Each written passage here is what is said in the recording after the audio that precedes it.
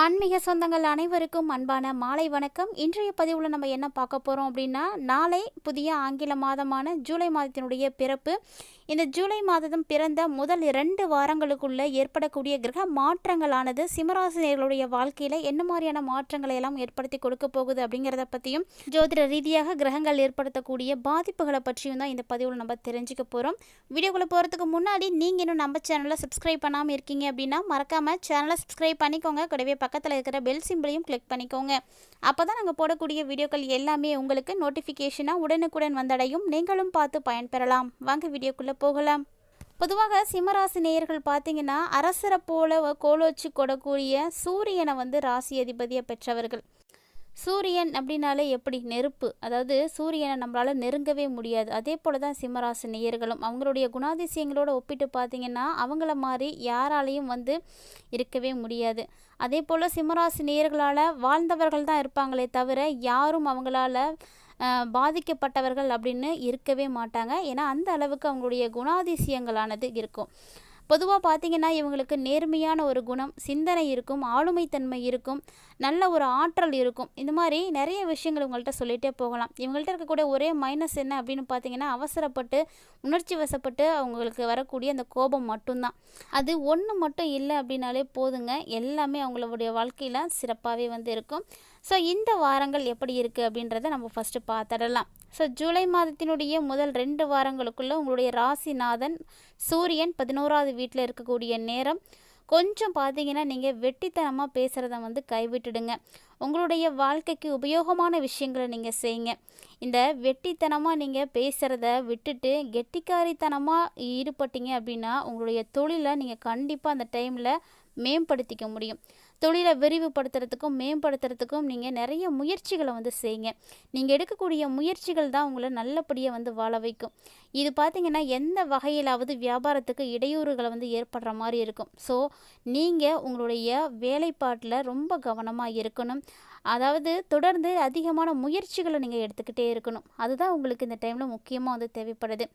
மேலும் இந்த வாரத்தில் சந்திரனுடைய சஞ்சாரம் உங்களுக்கு நல்ல பலன்களை தாங்க கொடுக்கும். அதே போல் கலைத்துறையில் இருக்கக்கூடியவர்களுக்கும் அப்படித்தான். நிறைய புகழ் செல்வாக்கு எல்லாமே கிடைக்கும். அந்த புகழ் செல்வாக்கெல்லாம் அதிகரிக்கிறதுக்கான வாய்ப்புகள் நிறையவே இருக்குது. ஜவுளி கடை வச்சுருக்கிறவங்க, உணவு தொழில் செய்கிறவங்கலாம் சூப்பரான ஒரு வியாபாரம் நடக்கும், அமோகமாக இருக்கும் உங்களுக்கு. அதாவது சீக்கிரமாகவே முன்னுக்கு வந்துடுவீங்க. அந்த அளவுக்கு உங்களுடைய தொழிலானது சிறப்பாக நடக்க இருக்குது. செவ்வாய் கிரகம் பார்த்திங்கன்னா 1வது இடத்துல இருக்குது. இந்த செவ்வாய் 1ல் இருக்கிறதுனால கண்மூடித்தனமாக எந்த ஒரு விஷயத்தையும் செய்யாதீங்க. அதாவது கண்ணை மூடிக்கிட்டு மண்ணில் நீங்கள் காசு போடலாம் தைரியமாக, பயப்படவே தேவையில்லை. ஏன் அப்படின்னா நீங்கள் போடக்கூடிய காசு மண்ணில் மட்டும் போட்டிங்க அப்படின்னா பல மடங்கு அது லாபத்தை கொடுக்கும். வீடு கட்டக்கூடிய எண்ணம் இருந்தது அப்படின்னா அதை உடனே செயல்படுத்த பாருங்கள். ஏன்னா சிம்மராசினியர்களுக்கு இது அமோகமான ஒரு வாரமாக இருக்குது. இந்த டைமில் நீங்கள் ஸ்டார்ட் பண்ணிங்க அப்படின்னா உங்களுக்கு சீக்கிரமாக உங்கள் வேலைகள் எல்லாம் முடிஞ்சிடும். அடுத்ததாக புதனும் பார்த்திங்கன்னா 12வது வீட்டில் இருக்கிறாங்க. அதனால் இந்த டைமில் ஆடம்பரமாக செலவு செய்து அந்தஸ்தை உயர்த்திப்பீங்க. உங்களை நீங்களே உயர்ந்தவர்களாக காட்டுறதுக்கு நிறைய செலவுகள் செய்ய வேண்டி இருக்கும். சொல்லப்போனால் உங்களுடைய சொல்லுக்கு குடும்பத்திலும் சரி வெளியிலும் சரி மரியாதை கண்டிப்பாக கிடைக்கும். அதனால் அதை பற்றியெல்லாம் நீங்கள் கவலையே பட தேவையில்லைங்க. எல்லாமே உங்களுக்கு நல்லபடியாகவே நடக்கும். குருவும் பார்த்திங்கன்னா 11வது இடத்துல தான் இருக்கிறாங்க. கொடுக்கல் வாங்கல் விஷயங்களில் கொஞ்சம் கவனமாக இருந்துக்கோங்க. அதே போல் பழைய பாக்கிகள் எதுவும் இருக்குது அப்படின்னா அதை வசூல் செய்கிறதுலையும் நீங்கள் கவனம் காட்டணும். பழைய பாக்கிகள் வசூல் செய்கிறதுல தாமதங்கள் கூட ஏற்படலாம். ஸோ எதுவானாலுமே கூட பொறுமையை கைவிட்டக்கூடாது. சுக்கிரன் அடுத்தபடியாக பார்த்தீங்கன்னா 8வது இடத்துல இருக்கிறாரு. அதனால் வரக்கூடிய வாரத்தில் குடும்பத்தில் ஏதாவது ஒரு குழப்பங்களானது நிலவும். உறவினர்களால் சிக்கல்களை நீங்கள் சந்திப்பீங்க. கிட்டத்தட்ட பார்த்தீங்கன்னா இந்த காலகட்டங்களில் கொஞ்சம் கவனமாக இருங்க. சுக்கிரனுடைய அமைப்பு உங்களுக்கு சரியில்லை. சனி பார்த்தீங்கன்னா ஆல்ரெடி உங்களுக்கு தெரியும் 8ல் அமர்ந்திருக்கிறாரு. சனி 8ல் அஷ்டமத்தில் அமர்ந்திருக்கக்கூடிய இந்த ஒரு நேரத்தில் எதிர்ப்புகளை எல்லாம் முறியடித்து ஏற்றம் பெறத்துக்கான வாய்ப்புகள் கிடைக்கும். ஏன்னா சனி பார்த்தீங்கன்னா ஒரு சில நாட்களில் வக்ரம் அடைய போகிறாங்க. அதனால் இது வரைக்கும் உங்களுக்கு பாதிப்புகளை கொடுத்துட்டு இருந்தாலுமே இனி நல்ல பலன்களை கொடுப்பாங்க. அடுத்து ராகு பார்த்திங்கன்னா 7வது இடத்துல இருக்கிறாரு. ஸோ வீட்டில் நிம்மதியை நிச்சயமாக குறைச்சி தான் கொடுப்பாரு. தேவையில்லாத பிரச்சனைகள்லாம் நீங்கள் பார்க்க மாதிரி இருக்கும். நிறைய பிரச்சனைகள் உருவெடுக்க ஆரம்பிக்குங்க. ஸோ ஜூலை மாதத்தினுடைய முதல் 2 வாரங்கள்லுமே கொஞ்சம் அப்படி தான் இருக்கும். அட்ஜஸ்ட் பண்ணுங்க. கேது பார்த்திங்கன்னா 3வது வீட்டில் இருக்க போகிறாரு. ஸோ துணிச்சலோட ஒரு சில காரியங்களை நீங்கள் இறங்கி செய்வீங்க. அப்படி நீங்கள் இறங்கி செய்தீங்க அப்படின்னா சிறப்பான மாற்றம் உங்களுக்கு உருவாகும். அது மட்டும் இல்லாமல் மற்றவர்களுக்கு உதவி செய்வதில் சிம்மராசி என்பவர்களை அடிச்சுக்கிறதுக்கு ஆளே இருக்க முடியாதுங்க. அந்த அளவுக்கு நல்ல உதவி செய்வாங்க. யார் என்ன அப்படின்றதெல்லாம் தாண்டி எல்லாருக்கும் வந்து உதவி செய்யணும் அப்படின்ற ஒரு மனப்பான்மை அவங்கள்ட்ட வந்து இருக்கும். ஆனாலுமே கூட வரக்கூடிய இந்த வாரங்களில் 20ஆம் தேதி உங்களுக்கு சந்திராஷ்டமமாக இருக்குது. அந்த டைமில் மட்டும் கொஞ்சம் கவனமாக இருங்க. அது ஒன்று போதும் உங்களுக்கு நல்ல மாற்றங்களை வந்து ஏற்படுத்தி கொடுத்துடும். கிட்டத்தட்ட பார்த்தீங்கன்னா இந்த டைமில் உணர்ச்சி வசப்பட்டு மட்டும் எந்த விஷயத்தையும் செய்யாதீங்க. ஏன்னா உணர்ச்சி ரீதியாக தான் உங்களுக்கு இந்த காலங்கள் வந்து நல்லா இல்லை. ஏன்னா இந்த நேரத்தில் உங்களுடைய வாழ்க்கையில் பல முக்கிய முடிவுகள் வந்து எடுக்கிற மாதிரி இருக்கும். அதை எப்படி எடுக்கிறது அப்படின்னு ஒரு குழப்பமான சூழ்நிலை உங்களுக்கு வந்து ஏற்படும். அதனால் அடுத்தடுத்த வரக்கூடிய வாரங்களில் உங்களுக்கு மன அழுத்தமானது அதிகரிக்க ஆரம்பிக்கும். அதுக்கு நிறைய வாய்ப்பெலாம் இருக்குது. அதோடு பார்த்திங்கன்னா உங்களுடைய ராசியிலிருந்து 11வது வீட்டில் குரு இருக்கிறதுனால இந்த வாரம் உங்களுடைய மூதாதையருடைய சொத்துக்களை வாங்கிறது இல்லைனா விற்கிறது மூலமாக நல்ல பண ஆதாயங்களை நீங்கள் வந்து பார்க்கலாம். அதுக்கு வாய்ப்பு இருக்குது. ஸோ ஏதாவது பழைய லேண்ட் இருக்குது, பூர்வீக சொத்துக்கள் இருக்குது, அதை விற்கணும் அப்படின்னு ஆசைப்பட்டுட்டு இருக்கீங்கன்னா கண்டிப்பாக இந்த வாரங்களை நீங்கள் சூஸ் பண்ணிக்கோங்க. இந்த 2 வாரங்களுக்குள்ளே நீங்கள் வந்து அதை விற்றுட்டீங்க அப்படின்னா நல்ல லாபத்துக்கு வந்து போகுங்க.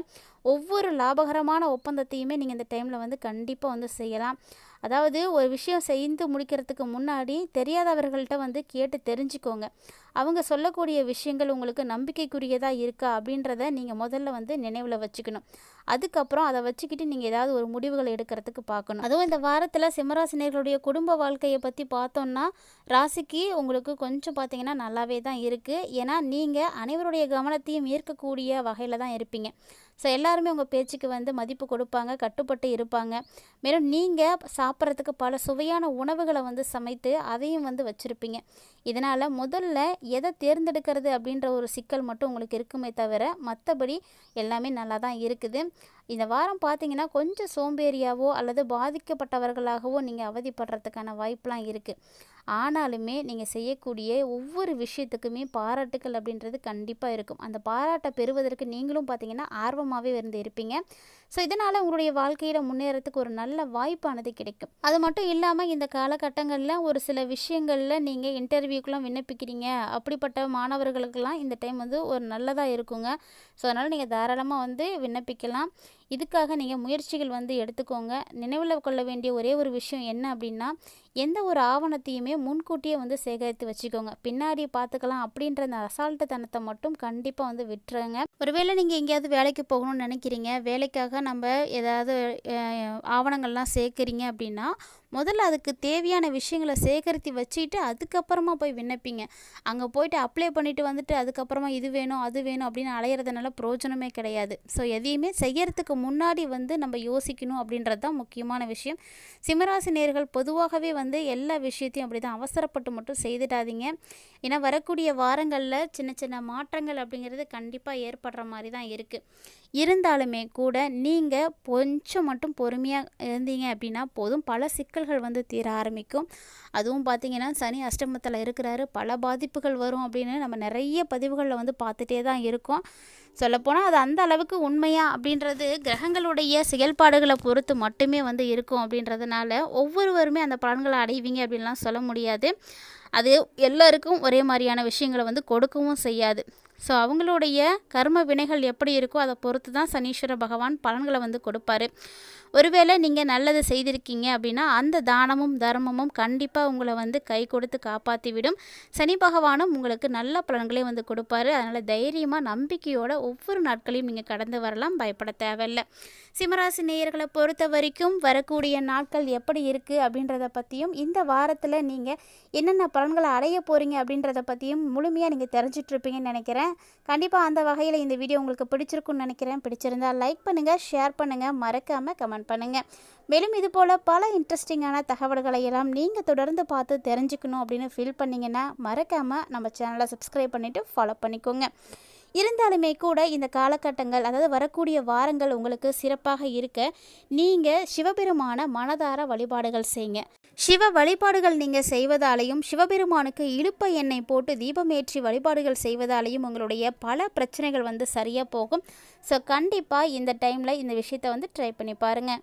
இந்த வீடியோ உங்களுக்கு பிடிச்சிருக்குன்னா லைக் பண்ணுங்கள், ஷேர் பண்ணுங்கள், மறக்காமல் கமெண்ட் பண்ணுங்கள். மேலும் இது போல் பல இன்ட்ரெஸ்டிங்கான தகவல்களை எல்லாம் தொடர்ந்து நீங்கள் பார்த்து தெரிஞ்சுக்கணும் அப்படின்னு ஃபீல் பண்ணிங்கன்னா மறக்காமல் நம்ம சேனலை சப்ஸ்கிரைப் பண்ணிவிட்டு ஃபாலோ பண்ணிக்கோங்க. கூடவே ஆன்மீக ரீதியாக நம்முடைய சேனலில் கொடுக்கப்படக்கூடிய எளிமையான பரிகாரங்களையும் செய்து பயன்பெறுங்க.